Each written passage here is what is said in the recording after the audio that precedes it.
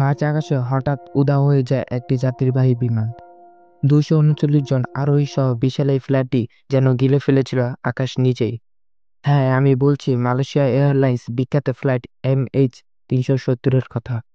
এটি শুধু একটি দুর্ঘটনা ছিল, নাকি এর পেছনে লুকিয়ে আছে এক গভীর ষড়যন্ত্র? আজ আমরা জানবো সেই রহস্য, যা আজও আধুনিক বিজ্ঞানের চোখে অমীমাংসিত।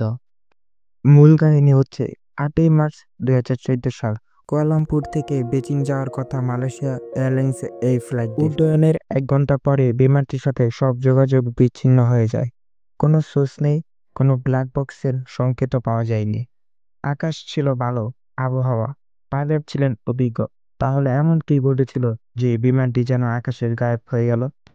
অনেক গবেষক মনে করেন এটি একটি হাইজ্যাকিং হতে পারে।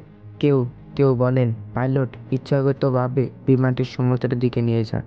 অন্য এক থিওরি বলছে সাইলেন্ট লাইট ডেটা অনুযায়ী বিমানটি ৭ ঘন্টা পর্যন্ত উড়েছে।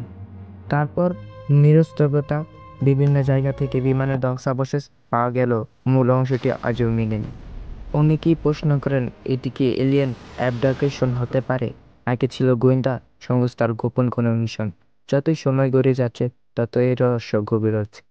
ফ্লাইট MH370 আজও যেন রহস্যের আরেক নাম। এটি শুধু একটি বিমান দুর্ঘটনা নয়, এটি আধুনিক ইতিহাসের অন্যতম বড় অমীমাংসিত রহস্য।